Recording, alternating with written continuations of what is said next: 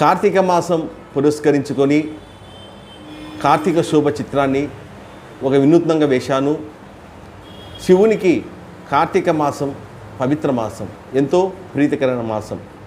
కార్తీక సోమవారం సందర్భంగా శివునిపై బిల్వపత్రాలు అంటే మారేడు దళాలు. బిల్వపత్రాలు అంటే శివునికి చాలా ఇష్టం. ఆ బిల్వపత్రాలతో పూజిస్తారు భక్తులు. అటువంటి చిన్న పత్రాలపై శివుని చిత్రాలు, తర్వాత కార్తీక శోభ చిత్రాన్ని గీశాను. ఇది ఒక చిత్రం, ఒక ఆకుపై పరమశివుడు భక్తులకు ఆశీస్సులు అందజేస్తున్నట్లుగా వేశాను.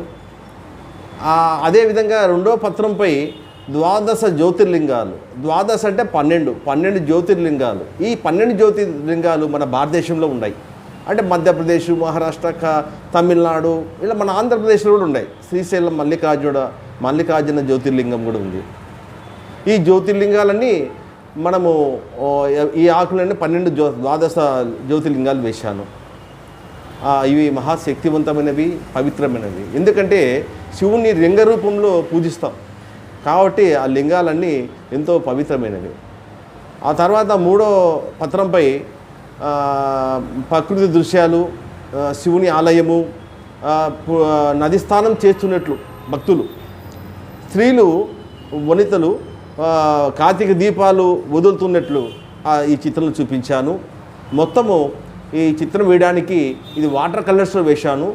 3 గంటల టైం పట్టింది. ఎంతో ఇష్టంగా నేను ఈ చిత్రాన్ని వేశాను. కొంచెం కష్టమైన ఇష్టంగా వేశాను. ఈ బొమ్మలన్నీ చూపర్లకు ఆకట్టుకుంటున్నాయి. ఈ చిత్రం వేయడానికి 3 గంటల సమయం పట్టింది. గతంలో నేను కార్తీక మాసం సందర్భంగా ఎన్నో చిత్రాలు వేశాను. ఈసారి ఇలా వేశాను. నేను పరమశివుని భక్తుని కాబట్టి ఆ శివయ్యకు ఈ విధంగా బొమ్మలు గీశాను. తర్వాత కార్తీక మాస సందర్భంగా భక్తులందరికీ కార్తీక మాస శుభాకాంక్షలు. ఆ భగవంతుని, ఆ మహాశివుని, పరమశివుని ఆశీస్సులు అందరికీ ఉండాలని కోరుకుంటున్నాను.